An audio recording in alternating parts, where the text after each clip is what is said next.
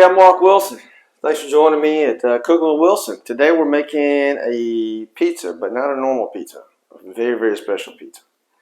When I grew up, the limited options for pizza for me were about the 99-cent kind, about as thick as a piece of cardboard. It didn't taste too much better than that either. This, however, pizza harkens me back to the days when I'd saved up enough money pushing that lawnmower on hot summer, sweaty days. Fresh smell of grass everywhere, to make some money so I can go afford a pizza that was made in a cast iron skillet. The drinks came in this hard red plastic cups. Fantastic pizza. It's my favorite pizza, and I think this will be too. If we're going to use chopped up brisket, the flavors you're going to get from that are going to be probably something unlike you've ever had before, and I think you're really going to like it.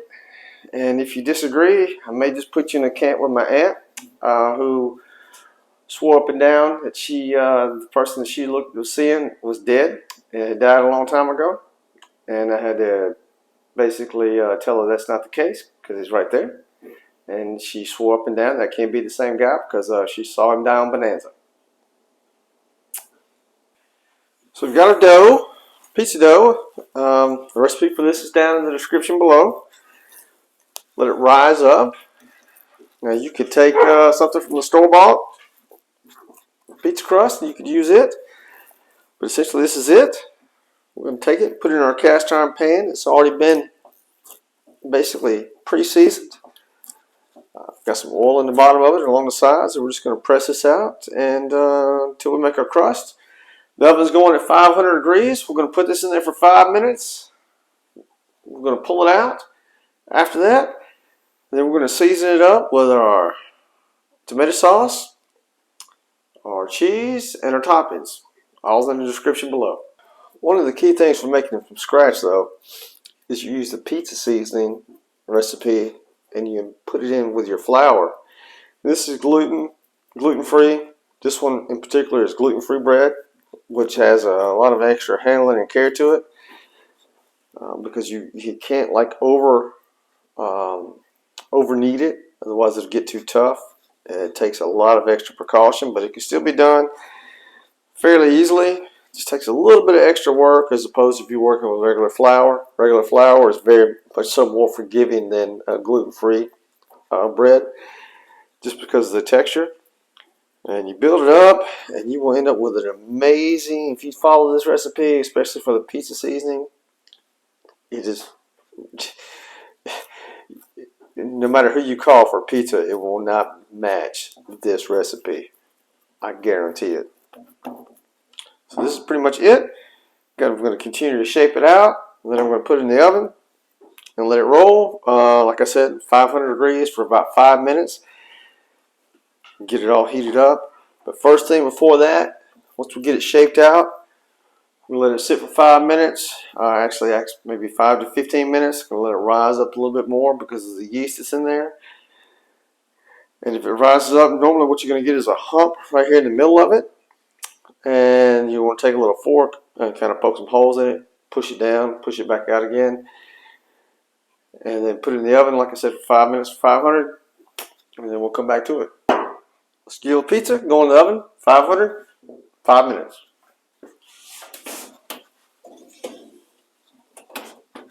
It's time to get all the other stuff out now.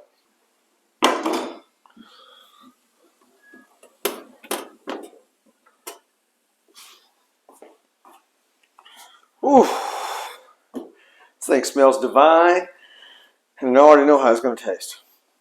So, we've got our pizza sauce. It's also in the description below. If you want to use can, go ahead and try it. It won't taste as good as this, but you do that. Basically, we're going to put this across the bottom. Oh, man. My mouth's already watering. If you were sitting here with me right now, trust me, yours would be too. Because this is amazing.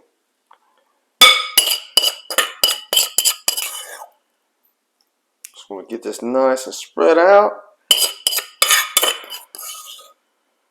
Man, if you could, I wish you could smell this. If there was a way to do that, you'd very much appreciate it. So we're going to make this nice and smooth across. We're going to put a layer of cheese across it.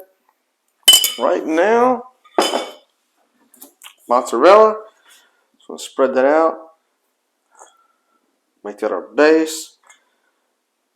And then you already know what's coming next. Unless you didn't read the description, which made me kind of curious why you're here.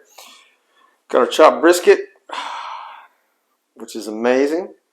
And this, in fact, is the bourbon brisket. A little bit left over from that, which is seasoned and smoked to damn near perfection. So this is kind of what we're looking at right here.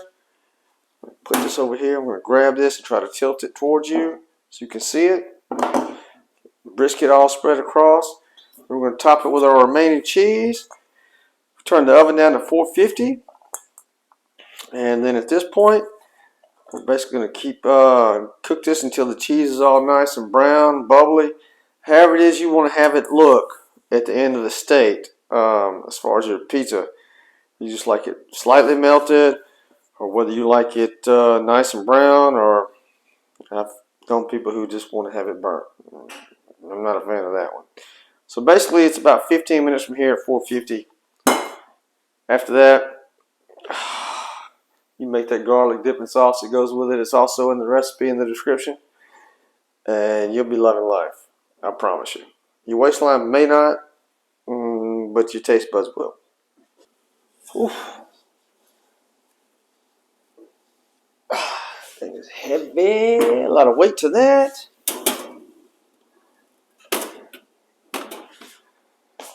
Well, here you have it. Our brisket pizza. I wish you could smell it because it is divine. Hey, let me know if you have any questions. Feel free to hit me up at CookinwithWilson. That's without the G because I'm very country like that. Gmail, Instagram, Facebook, YouTube, whichever one floats your boat.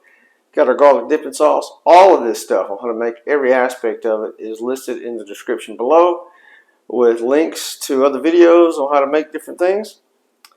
And let me know what you think about it. As for me, get ready to slice this thing up. And one more aspect of it is this recipe, and along with countless others, will be included in my volume 3 of the cookbook. For each one of my cookbooks, I donate all the proceeds I receive to charity. For this one in particular, it's going to go to smiletrain.org. They focus on cleft lip repairs for kids. So hey, feel free to donate, and let's help put another smile on the face of a kid who would not have the opportunity to do so. And one more thing to keep in mind. Those who try to put you down, realize this: they're already below you. So hold your head up high. Until next time.